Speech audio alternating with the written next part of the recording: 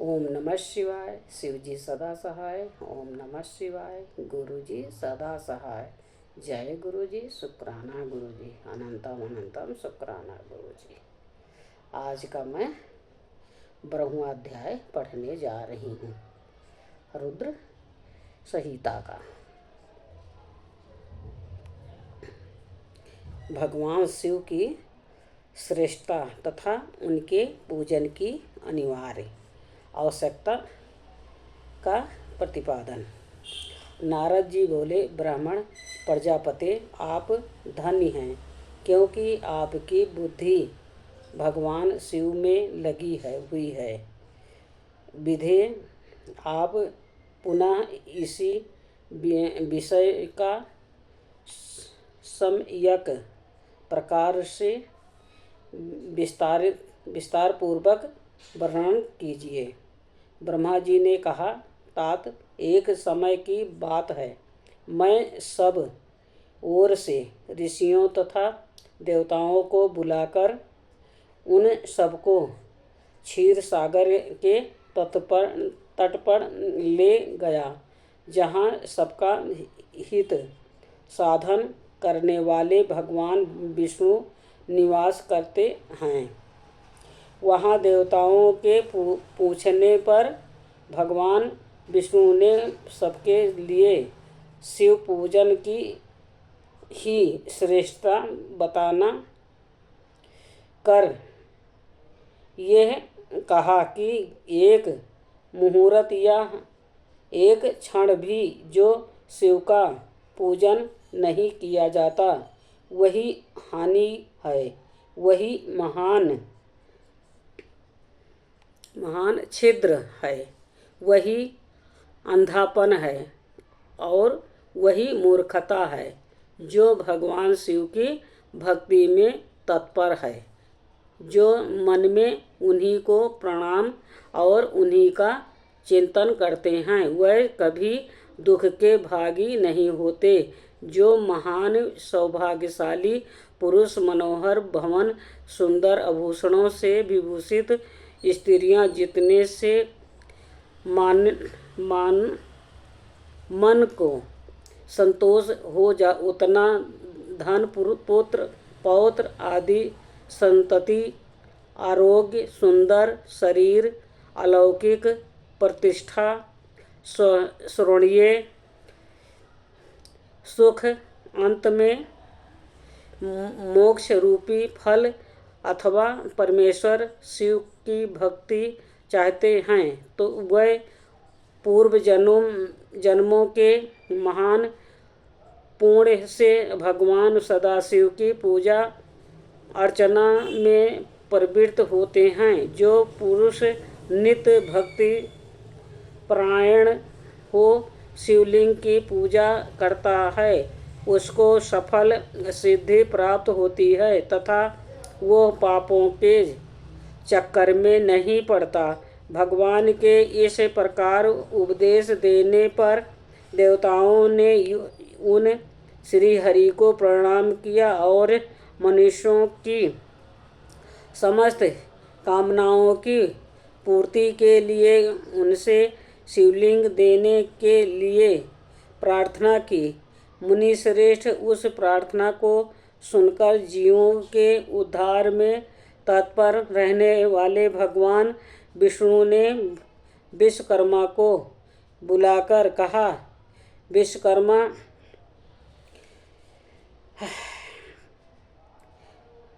तुम मेरी आज्ञा से संपूर्ण देवताओं को सुंदर शिवलिंग का निर्माण करके दो। तब विश्वकर्मा ने मेरी और श्रीहरि की आज्ञा के अनुसार उन देवताओं को उनके अधिकार के अनुसार शिवलिंग बनाकर दिए। मुनि श्रेष्ठ नारद, किस देवताओं को कौन सा शिवलिंग प्राप्त हुआ, इसका वर्णन आज मैं कर रहा हूँ, उसे सुनो। इंद्र पद्मराग मणि के बने हुए शिवलिंग की और कुबेर स्वर्णमय शिवलिंग की पूजा करते हैं।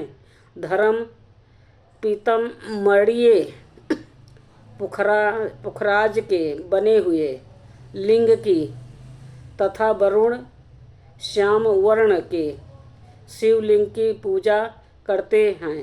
भगवान विष्णु इंद्र नीलमय तथा ब्रह्मा हेममघ लिंग की पूजा करते हैं। मुने विश्व देवगण चांदी के शिवलिंग की, वसुगण पीतल के बने हुए लिंग की तथा दोनों अश्विनी कुमार पार्थिव लिंग की पूजा करते हैं।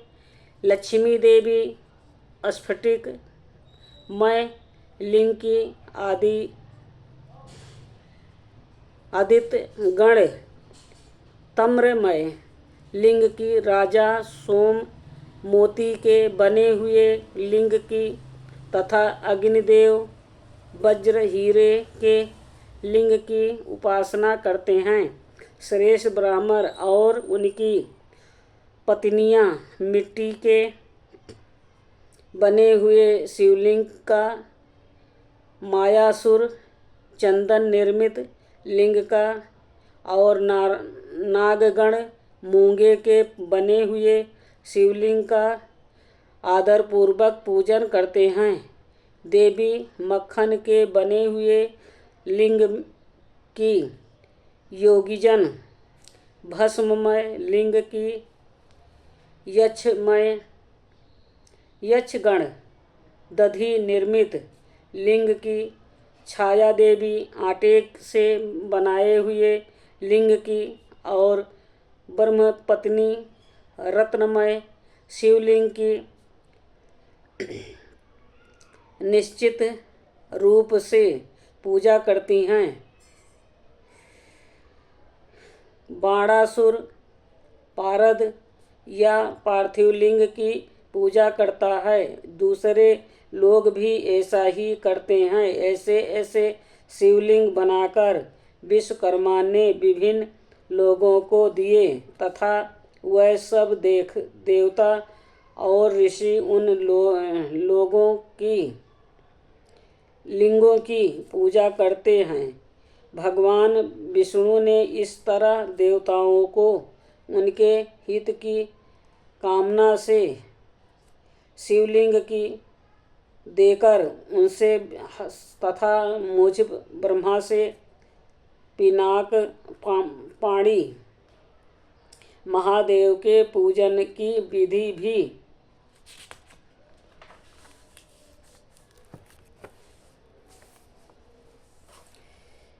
बताई। पूजन विधि संबंधी उनके वचनों को सुनकर देव शिरोमणि यों सहित मैं ब्रह्मा हृदय में हर्ष लिए अपने धाम में आ गया। मुने वहाँ आकर मैंने समस्त देवताओं और महर्षियों को शिव पूजा की उत्तम विधि बताई जो संपूर्ण अभीष्ट वस्तुओं को देने वाली है। उस समय मुझे ब्रह्मा ने कहा, देवताओं सहित समस्त ऋषियों, तुम प्रेम परायण होकर सुनो। मैं प्रसन्नतापूर्वक तुमसे शिव पूजन की उस विधि का वर्णन करता हूँ जो भोग और मोक्ष देने वाली है। देवताओं और मुनीश्वरों, समस्त जातियों जंतुओं में मनुष्य जन्म प्राप्त करना प्राय दुर्लभ है। उनमें भी उत्तम कुल में जन्म तो और भी दुर्लभ है। उत्तम कुल में भी आचारवान ब्राह्मणों के यहाँ उत्पन्न होना उत्तम पुण्य से ही संभव है। यदि वैसा जन्म सुलभ हो जाए तो भगवान शिव के संतोष के लिए उस उत्तम कर्म का अनुष्ठान करें जो अपने वर्ण और आश्रम के लिए शास्त्रों द्वारा प्रतिपादित है। जिस जाति के लिए जो कर्म बताया गया है उसका उल्लंघन न करें। जितनी संपत्ति हो उसके अनुसार ही दान करें। कर्ममय शास्त्रों यज्ञों से तपोयज्ञ बढ़कर है। शास्त्रों तपोयज्ञों से जप यज्ञ का महत्व अधिक है। ध्यान यज्ञ से बढ़कर कोई वस्तु नहीं है। ध्यान ज्ञान का साधन है, क्योंकि योगी ध्यान के द्वारा अपने इष्ट देव समरस शिव का साक्षात्कार करता है। ध्यान यज्ञ में तत्पर रहने वाले उपासक के लिए भगवान शिव सदा ही सन्निहित हैं।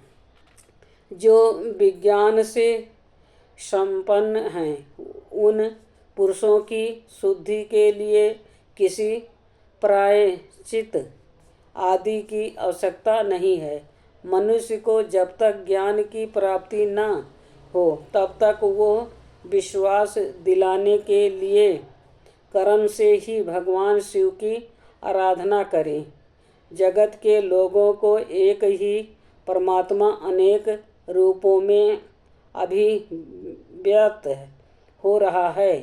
एकमात्र भगवान सूर्य एक स्थान में रहकर भी जलाशय आदि विभिन्न वस्तुओं में अनेक से दिखते हैं। देवताओं संसार में जो जो सत्य था असत्य वास्तु देखी या सुनी जाती है वो सब परब्रह्मा शिव रूप ही हैं। ऐसा समझो, जब तक तत्व ज्ञान न हो जाए तब तक प्रतिमा की पूजा आवश्यक है। ज्ञान के अभाव में भी जो प्रतिमा पूजा की अवहेलना करता है उसका पतन निश्चित है। इसलिए ब्राह्मणों, ये यथार्थ बात सुनो। अपनी जाति के लिए जो कर्म बताया गया है उसका प्रयत्न पूर्वक पालन करना चाहिए। जहाँ जहाँ यथावत भक्ति हो उस आराध्य देव का पूजन आदि अवश्य करना चाहिए, क्योंकि पूजन और दान आदि के बिना पातक दूर नहीं होता।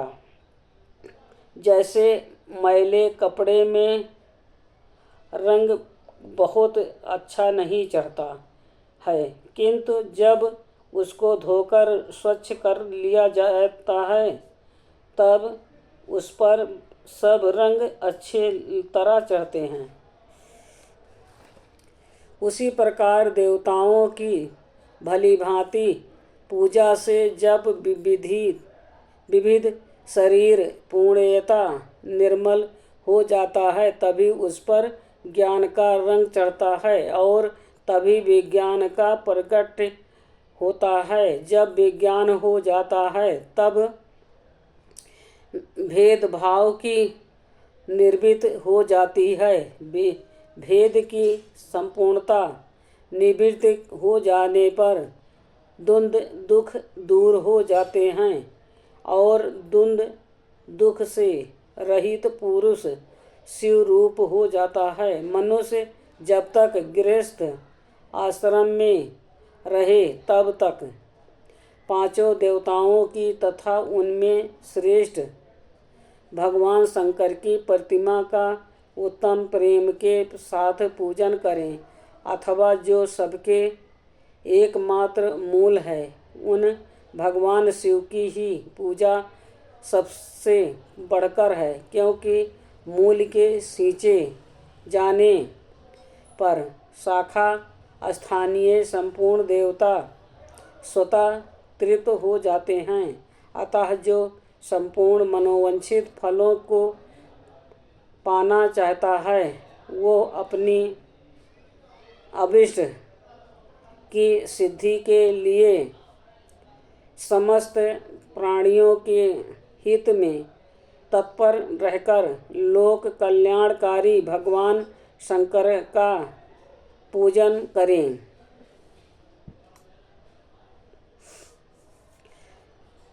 आज का 12वां अध्याय संपूर्ण हुआ। ओम नमः शिवाय। शिव जी सदा सहाय। ओम नमः शिवाय।